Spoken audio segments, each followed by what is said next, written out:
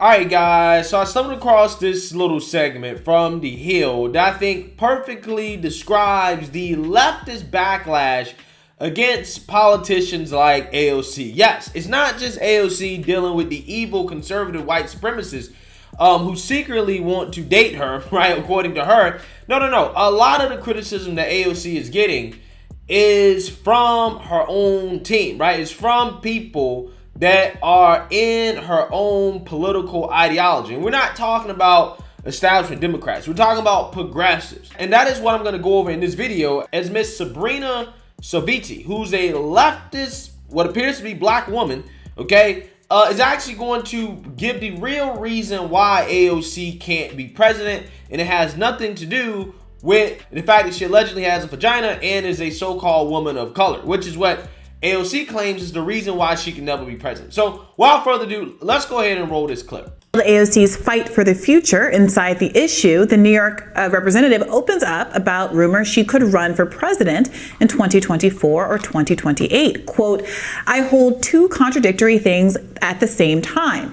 One is just the relentless belief that anything is possible, but at the same time, my experience here has given me a front row seat to how deeply and unconsciously, as well as consciously, so many people in this country hate women, and they hate women of color. People ask me questions about the future, and realistically, I can't even tell you if I'm going to be alive in September, and that weighs very heavily on me. And it's not just the right wing. Misogyny transcends political ideology, left, right, center. This grip of patriarchy affects all of us, not just women, men, as I mentioned before, but also ideologically. There's an extraordinary lack of self-awareness in so many places. And so those are two very conflicting things. I admit to sometimes believing that I live in a country that would never let that happen.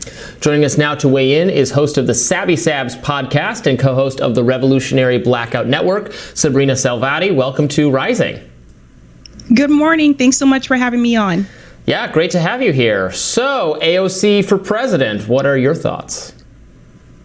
I would not vote for AOC for president, and it's not so much about I would say her political ideology, because I came out of the Bernie Sanders movement. I heavily supported AOC when she ran the first time.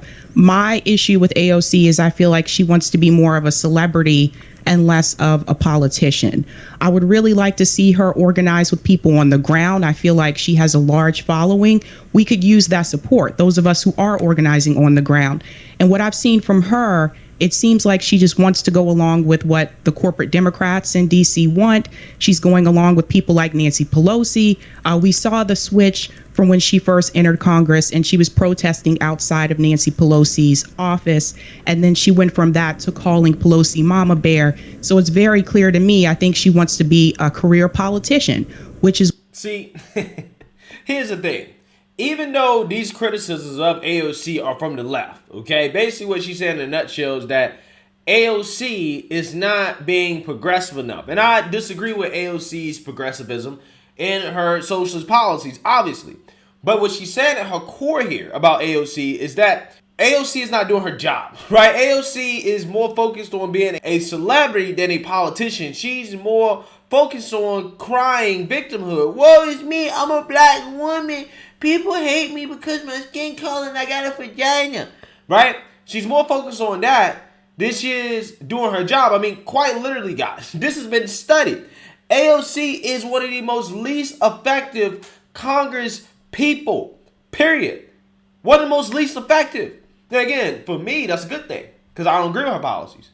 But I'm just saying, when we're talking about job performance and why you can't be president, right? It has nothing to do with what's between your legs or your skin color as much as it has to do with your actual job performance, what you get done. Now, again, don't get it twisted. I disagree with AOC and I disagree with her policies, which is part of the reason why she can't become president, because her policies are insane. Just like this woman's policies are insane, that she probably agrees with AOC on her policies. She used to be an AOC supporter or whatever, right? She's a progressive Democrat. But it's more so the fact that you're not getting anything done, right? That is what is keeping you from being president. It's not, woe is me, I'm a woman. But see, just like Democrat Party as a whole, AOC, because she's unable to self-reflect or to take constructive criticism, any criticism of her has to come from a place of racism first. And if it's not racism, than is sexism or misogyny, right? And they say, well, that's the reason why I can't be president. Taking a page straight out of her Native American cousin's playbook, Elizabeth Warren, who says that people literally told her on the campaign trail that she can't be president because she doesn't have a penis, right? That's what she claims. That's what she claims. Again, these people will make any excuse for the fact that they're either ineffective or people simply disagree with their policies, right? Is what she said that she would actually go against. When she first started running, she said she didn't care if she was a one-term congressperson. And obviously, I don't think that's true today. So I think that the problem that I have with AOC is I don't feel like she's actually fighting for these progressive issues the way that she said that she would. And I feel like she's starting to use identity politics as an excuse for people not to support her if she were to run for president. So I think that's such ding, ding, ding, ding, ding. Any criticism of me comes from a place of racism or sexism. Okay, it has nothing to do with my job performance, right? Has nothing to do with my policy, has nothing to do with any of that. It's just because you're some type of bigot, right? And people are fed up with that, man. Even people on her own base that are probably woke. This woman's probably woke, okay? She's like, that's not enough, right? That's not cutting it. And these people are so far down the victimhood / identity politics rabbit hole that they would accuse even somebody like Bernie Sanders, who's basically God among progressives, of being a sexist or a racist, right? Again, it really does blow my mind. Point that so many leftists, and this might not be common knowledge outside of leftist circles, are frustrated with AOC because they believed in her so much in the beginning, because she demonstrated some willingness to engage in the sorts of adversarial politics that she was elected to pursue. The Justice Democrats who ran all of these progressive candidates, many of which were successful, AOC the most successful among them, were explicitly supposed to be highlighting the contrast between what the people wanted and what the Democratic Party would deliver. And folks have felt over time, I think you very accurately described how they felt that she has increasingly fallen in line. I mean, what do you make of her choice to kind of ascribe criticism of her kind of solely to misogyny or these other kinds of external biases as opposed to her behavior in Congress? I think some of this, there's some truth to this, to the point that, yes, is there misogyny in this country? Absolutely. But I think she's not looking at the big picture here. If we were to look back at the 2016 election, Hillary Clinton received the majority of votes. So the majority of American voters voted for the female candidate.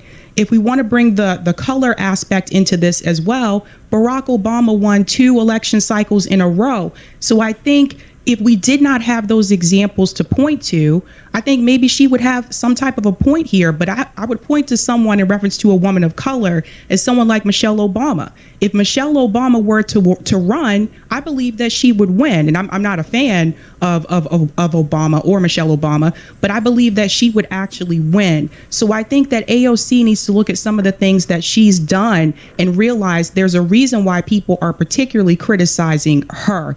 I wish she put more of her time fighting for people in her district, and I've spoken to them, and she's not fighting for them. I wish she put more of her time and focus into doing some of these actions on the ground, which she said that she would do, instead of spending most of her time being a career politician and a celebrity.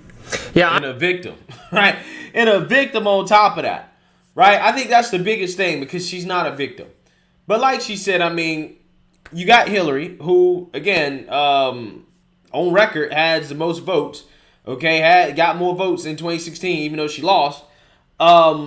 She almost became president. You have Barack Obama, who did become president. I mean, 2 examples of minorities that were able to either be the party nominee or to become president. Now, the whole Michelle Obama thing, I think Michelle Obama, if she ran in a Democrat primary, I think she definitely would win.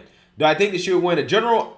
I don't think she would win a general, especially if she went against somebody like, Ron DeSantis, okay? So as you can see here, this is a prime example of the issues that people on the left are having with AOC, okay?